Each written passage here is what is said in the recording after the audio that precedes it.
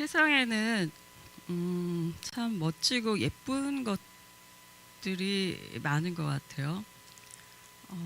예를 들면 이제 가을에 그 낙엽들 보면 너무 아름답고 단풍도 또 건축물도 너무나 멋진 것들도 참 많습니다. 잘 들리시나요? 근데 그렇게 예쁘고 사랑스러운 것들이 참 많은데 저는 그 중에 하나가 아기라고 생각합니다. 그러니까 아기를 싫어하시는 분은 없을 것 같아요. 너무너무 귀엽고 예쁘죠. 그 도자기 피부를 보면서 야, 이건 어느 그 에스테틱 피부과를 가도 도저히 이 퀄리티가 안 나오겠다. 이렇게 생각할 때도 있고, 그래서 하나님께서 원래 우리에게 주신 것들이 얼마나 아름다운 것인지 또 아기를 보며 절감을 합니다. 근데 이렇게 이제 예쁜 아기한테 한 가지 특징이 있어요. 누가 가르쳐 주지 않았는데도 굉장히 포기하지 않고 힘차게 엄마젖 또는 우유를 찾는다는 것입니다. 굉장히 연약한 아기죠. 그런데 성장과 생존을 위한 그 본능 욕구가 얼마나 강한지 어떤 때는 좀 깜짝 놀라기도 합니다. 그런데 성경의 여러 구절에서는 성도를 이렇게 열심히 젖을 찾는 아기에게 비유합니다. 그 중에 하나가 오늘의 본문인 베드로전서 2장입니다. 사실 우리는 다 큰 성인이죠. 다시 엄마 젖을 먹을 일은 없을 겁니다. 그럼에도 불구하고 왜 성경이 이렇게 다 자란 그리스도인들에게, 성인들에게 왜 젖을 찾는 아기로 비유하는지 오늘의 본문 말씀을 통해서 알아보고자 합니다. 먼저 2장 1절은 그러므로 라는 말로 시작합니다. 예전에 국어 시간에 배우셨을 거예요. 이 접속사가 앞선 단락을 정리하면서 결론으로 이끌 때 하는 말이라는 것을 말입니다.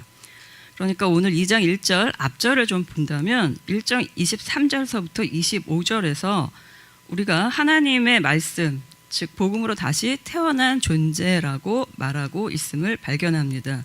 즉 그러므로 라는 말은 이렇게 우리가 다시 복음으로 태어났으므로 라는 말입니다.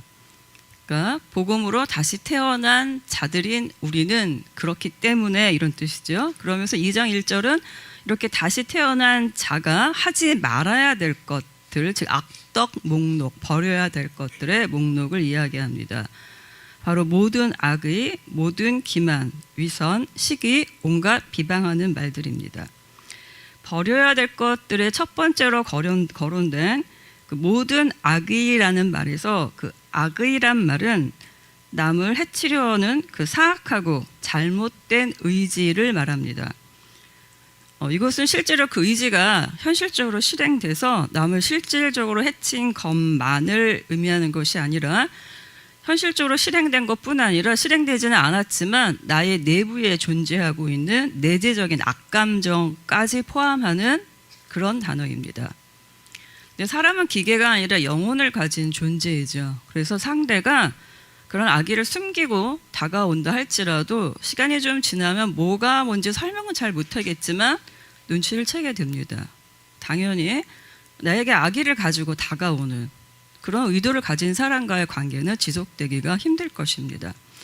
그 다음에 버려야 될 것으로 거론된 것이 기만입니다. 이것은 어떤 이득을 위해서 속이는 행위를 뜻합니다. 의도적으로 부정직한 것을 말하죠.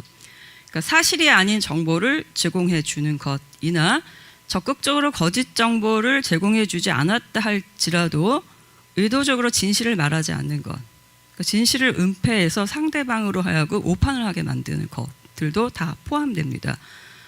사람들은요, 사람들과의 관계가 진실하기를 원하죠. 아주 친밀한 관계뿐 아니라 잘 모르는 사람과의 관계 속에서도 그 사람이 나를 속이기를 원하는 사람은 아마 한 명도 없을 것입니다. 그래서 나를 속이는 기만이란 것은 인간관계에서 우리가 바람직하다고 기대되어지는 그 규범을 위반한 것입니다. 결과적으로 상대에게 배신감과 불신을 안겨주죠. 당연히 그 관계는 깨어지게 됩니다.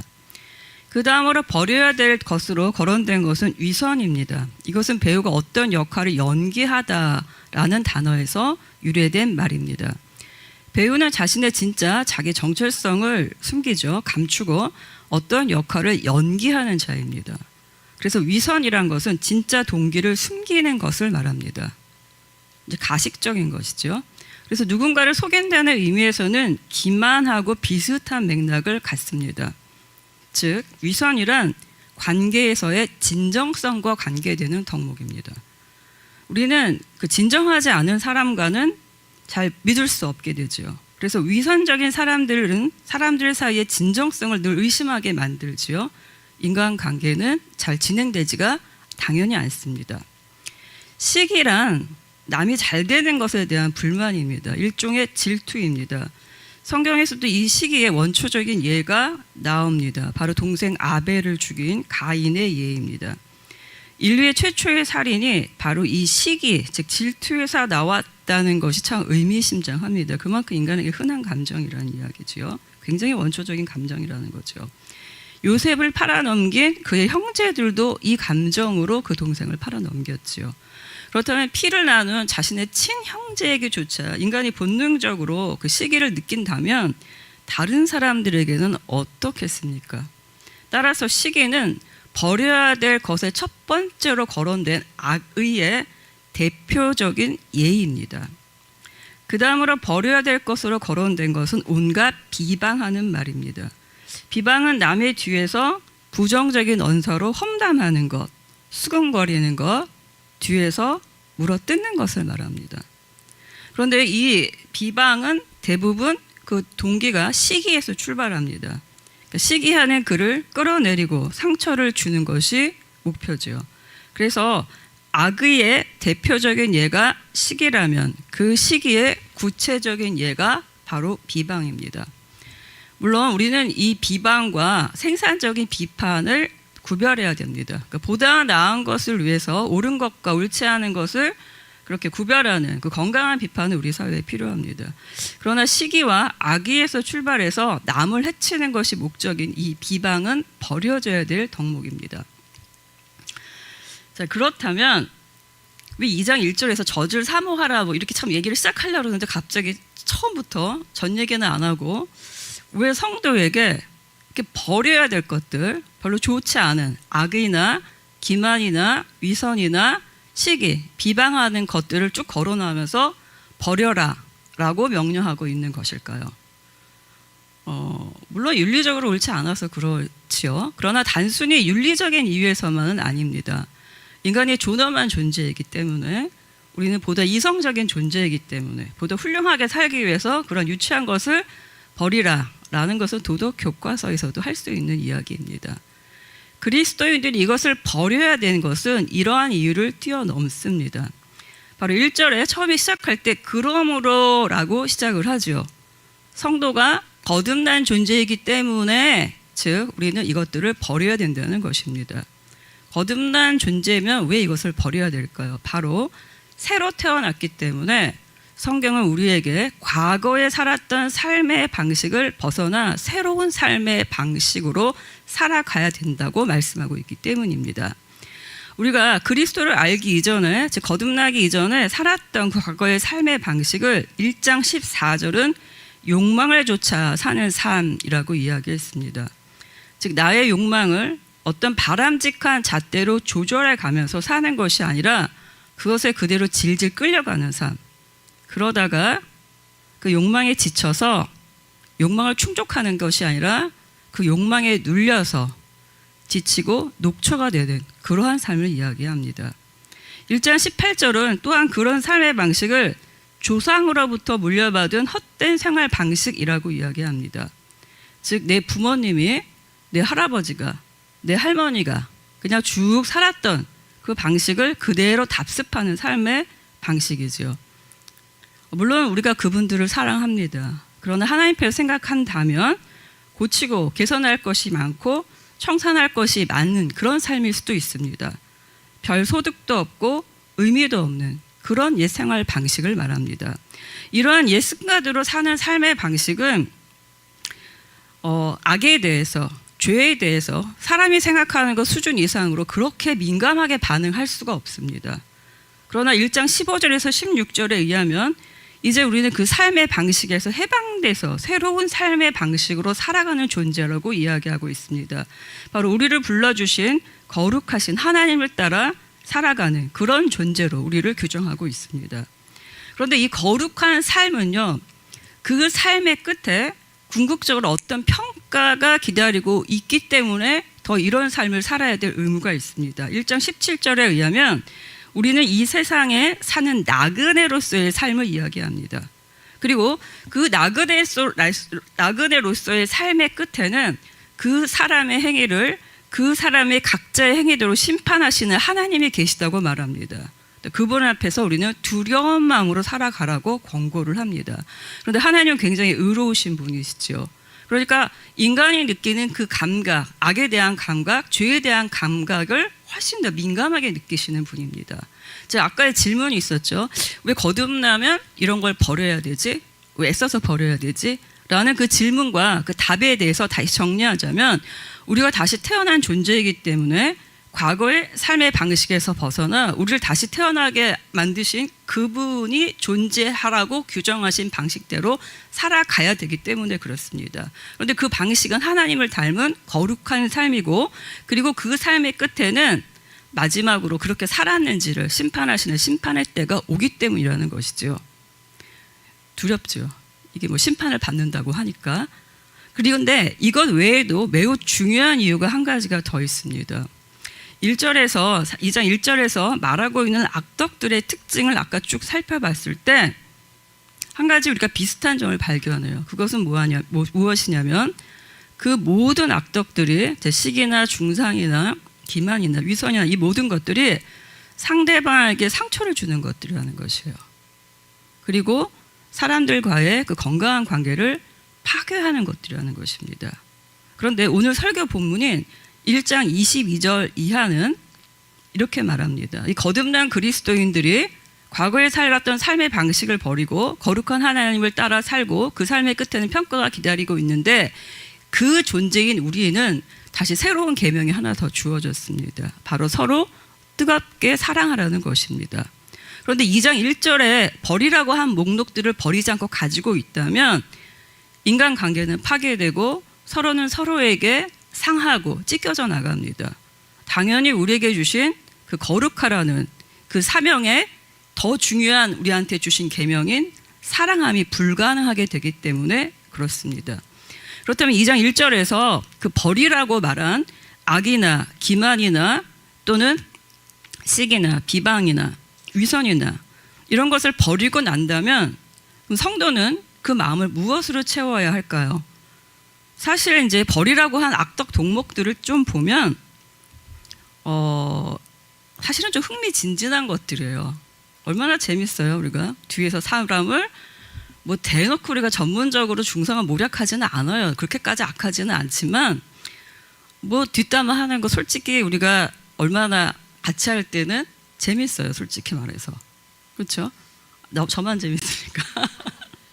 예, 뭐 저렇게 나쁜 사람 아니에요. 그런데 우리가 본능에 그게 잘 이끌린다는 거예요.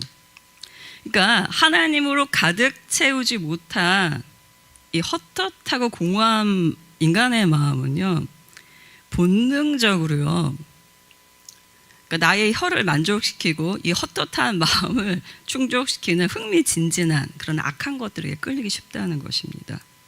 자신이 가진 그 허한 마음 있죠, 이거를 거룩한 것으로 채우기보다는 남을 비방하고 물어뜯고 이런 거로 채우기가 너무나 쉽다는 거죠. 그래서 성경은요, 우리에게 이렇게 본능을 좇는 삶이 아니라 그것을 버리라 라는 말로만 끝나지 않고요, 그 대안을 제시합니다. 버리라고 말하기는 쉬운데 적합한 대안을 제시하는 것은 더 귀중합니다. 바로 2절에서 갓난아기들처럼 순수하고 신령한 젖을 그리워하라는 것이지요.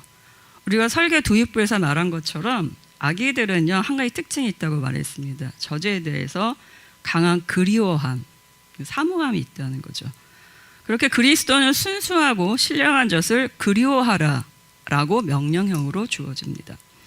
그래서 젖에 대해서 좀 이야기할 것이 있습니다. 고린도전서 3장 1절에서 13절에서는 젖을 초보 신자들이나 먹는 음식으로 그렇게 설명합니다. 즉 성숙한 그리스도인은 단단한 음식을 먹는데 아직 미성숙한 자는 그렇게 단단한 음식을 먹지 못하고 아직도 젖이나 먹고 있구나, 이렇게 약간 부정적인 뉘앙스로 말합니다.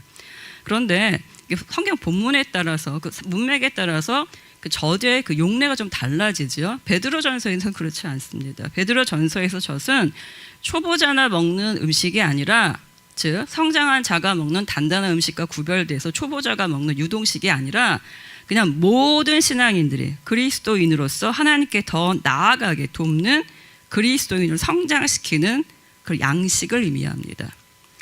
구체적으로 이 신령하고 순수한 젖이 무엇인가 여러 가지로 해석될 수 있지만, 가장 먼저 우리가 구체적으로 사용해서 찾는다면 성경 말씀일 것이에요. 그분 앞에서 서서 그분을 더 알고 교제하고자 하는 그 기도도 포함됩니다. 그러니까 우리가 신앙에 자랄 수 있도록 돕는 모든 영양분으로서의 젖이라고 해석을 한다면 그분께 가까이 나가기 위한 모든 방법들, 가르침들이 다 들어가는 것이죠.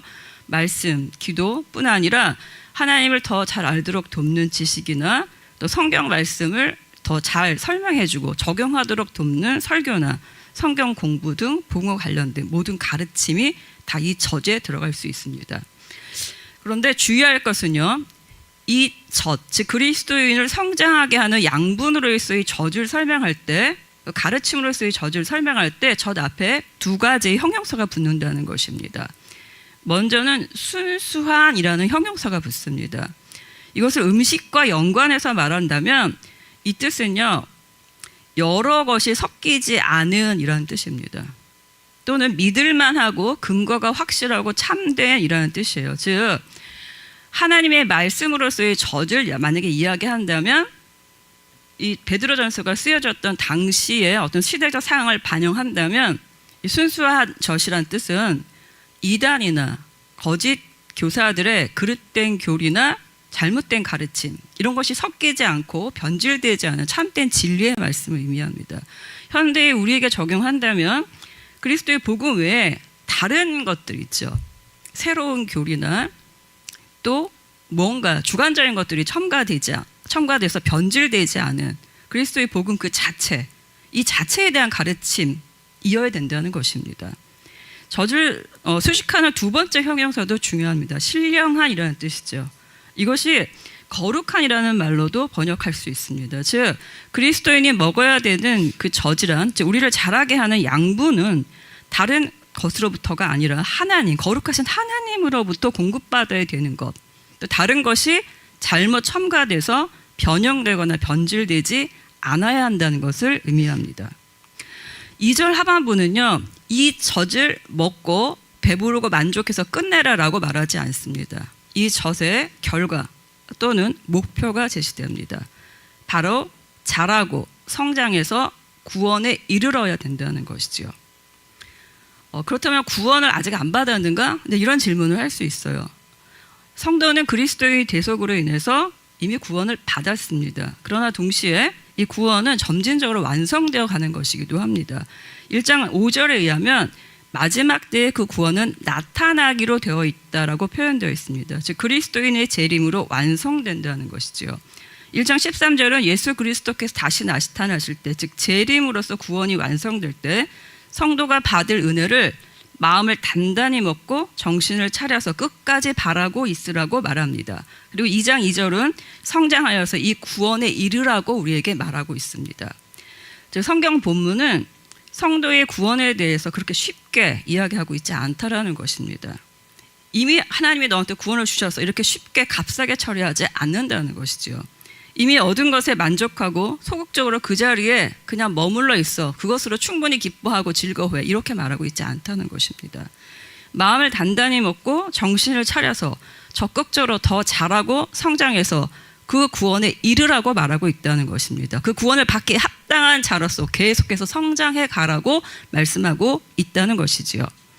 아기에게는 부모가 기대하는 것들이 있습니다. 바로 그들이 건강하게 잘 크는 것이지요. 하나님은 우리의 아버지이시지요. 또 보호자이십니다. 당연히 우리에게 기대하고 바라는 것이 있습니다.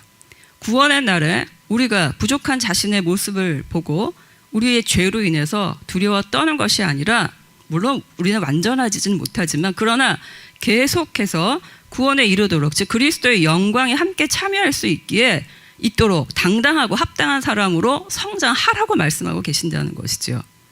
건강한 아기라면 잘 커요. 잘 먹고.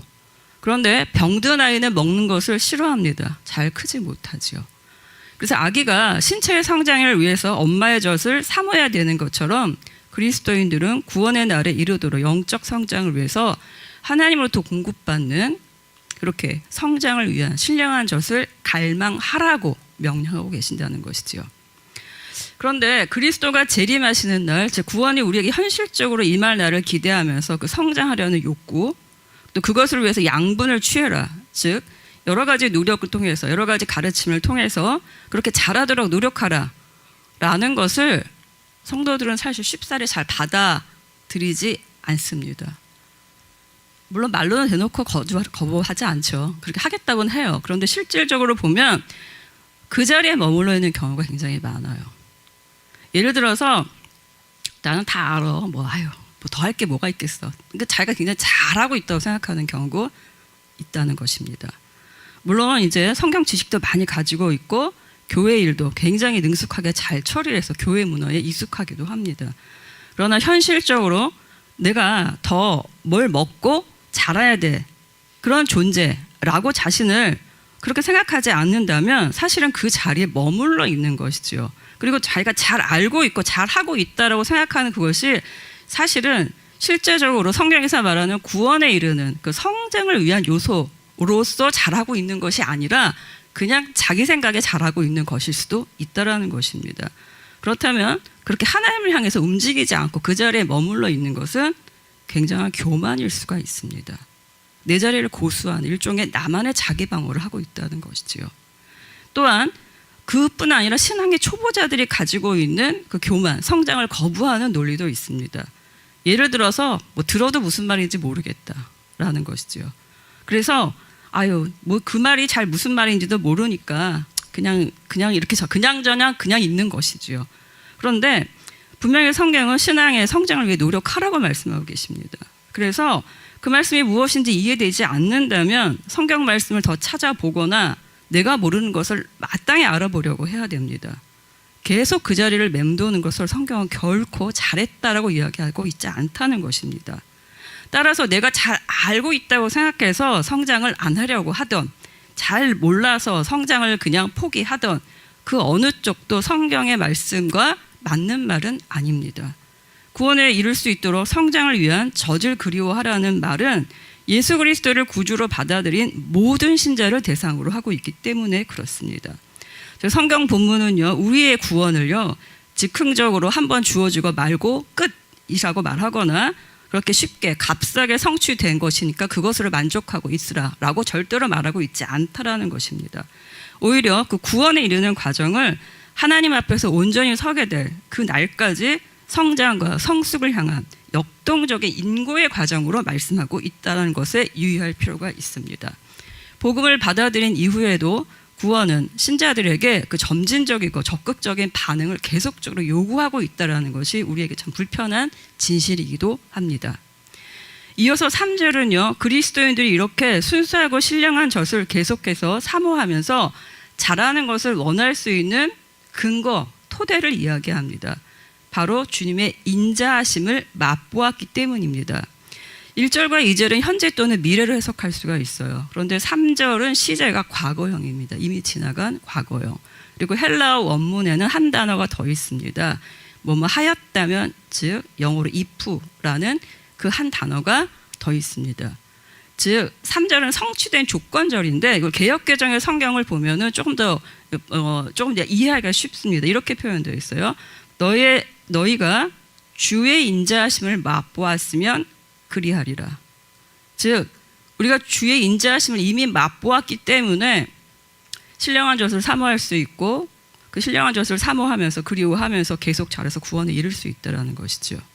설명하자면 진정한 그리스도인이라면 이미 우리는 그리스도의 인자하심을 맛보았습니다. 즉 그분이 보배로운 피를 흘려주셔서 우리가 구원받았고 영혼을 깨끗하게 해주시고 거듭남을 경험하였다는 거죠. 이미. 그리고 이 거듭남이 있었다면 그 새로운 경험 있죠. 그 황홀한 맛, 그것을 체험하게 해주신 것에 대한 감사함이 계속해서 우리에게 더욱더 그분을 더 알고 싶고 계속해서 더 전진하게 나가고 싶은 그 기쁨을 계속해서 진지하게 갈망하게 한다는 것입니다. 하나님에 대한 각종 지식과 가르침을 갈망하면서 더 자라서 하나님께 더 가까이 나가야지라는 그 소망을 가지게 된다라는 것이죠. 거룩한 영적 열망을 가지게 된다라는 것입니다. 그렇게 하고 계시지요? 네, 그렇게 하고 계시라고 믿고 또 완벽하지 않아도 이 말씀이 주어지는 것은 앞으로 그렇게 살라는 것이지요. 우리가 뭐 어떻게 100% 잘 하겠어요? 가끔씩 주어지는 신랄한 비판 같은 말씀을 드리며 찔려하면서 그렇지 하면 또 앞으로 전진해 나가는 것입니다. 우리가 이제 2장 1절에서 3절 모처럼 제가 짧게 본문을 잡았어요. 그 1절하고 2절을 보면 1절은 하지 말라는 거예요. 2절은 하라는 거예요. 그런데 하라는 그 저주를 삼아하라는 그 2절의 영적 갈망을 가지라는 권고가 하지 말라라는 1절의 악덕을 제거하라라는 그 명령과 비교선성에 동등하게 놓여 있습니다. 그것에 주의해야 됩니다. 즉 말하자면 성도가 그 성장하겠다는 그 거룩한 갈망을 가지지 않는다면 바로 1절에서 제시된 비방하고 악의를 가지고 시기하고 위선하는 그런 것들이 우리를 잠식시키고 판을 친다는 이야기입니다. 하나님을 향한 그 성장을 멈춘다면, 그 그리워함이 없다면 쉽게도 우리는 영적 빈곤 상태에 빠지게 돼요. 그리고 본능으로 돌아가서 자기도 모르게 아까 말씀드린 것처럼 전문적으로 판을 짜서 아주 크게 일을 벌리지 않는다 할지라도 말 한마디라도 생각 하나라도 얼마든지 그쪽으로 갈 위험성이 늘 인간에게는 내재되어 있다는 것입니다. 그 결과는 관계가 깨어지고 서로가 서로를 춥게 만들고 배고프게 하는 거죠. 현대사회의 교회는 여러 가지 위기 상황이 있다고 말합니다. 뭐 출산율의 저하나 또 여러 가지 또 어떤 그 물질 문화 같은 외부적인 요인들도 있겠지만 그 중에는 교회가 교회답지 않은 그 내부적인 요인도 있습니다. 일반 사회와 다름이 없더라. 찾아가니까 냉랭하고 보통 사회와 다름이 없더라. 더하더라. 뭐 이런 얘기 많이 듣지요. 실망한 사람들도 많이 있습니다. 이 자리에 있는 모든 성도분들은 당연하게도 우리 교회가 그런 교회가 되지 않기를 원해요. 건강하고 교회답고 정말로 아름다운 교회가 되기를 원하죠. 내가 다니는 교회가 이상한 교회가 되기를 원하는 사람이 누가 있겠어요? 건강한 교회가 되기를 원해요. 그렇다면 오늘의 성경 본문은 우리에게 이야기합니다. 세상과 다를 바 없이 그 악덕 목록에 판을 치지 않기 위해선 2장 2절에서 제시한 것처럼 하나님을 향해 부지런히 자라라고 말입니다. 그렇지 않으면 쉽게 1절로 돌아가서 우리도 세상과 다를 바가 없다라는 것이지요. 순수하고 신령한 저 나를 하나님께 이르도록 자라도록 돕는, 즉 하나님을 향한 그 성장에 대한 갈망을 아기처럼 본능적으로 갈망하고 부지런히 먹어서 구원에 이르러야 한다고 말입니다. 저는 우리 성도님들이 다 그렇게 하고 싶어 하실 것이라고 믿습니다. 구체적으로 그런 힘은 없다 할지라도 그러나 우리 교회가 좋은 교회가 되기를 원하는 마음은 다 똑같을 것이라고 생각합니다. 그래서 우리가 우리의 그 서로의 소중한 관계를 깨고 파괴하고 또 우리를 춥고 힘들게 만드는 그런 악의와 기만과 위선과 시기와 비방은 우리 거룩한 빛 예수마을교회에 절대로 자리 잡지 못했으면 좋겠습니다. 그리고 오직 정말 하나님을 향한 그 뜨거운 열망을 가진 풍성한 그 영적 열망만이 가득해져서 그리스도의 사랑과 은혜가 정말로 모범적으로 풍성했으면 좋겠어요. 그런 교회 다니는 우리가 얼마나 행복하겠어요. 그런 교회 함께 만들기를 간절히 축원하고 원합니다. 아멘.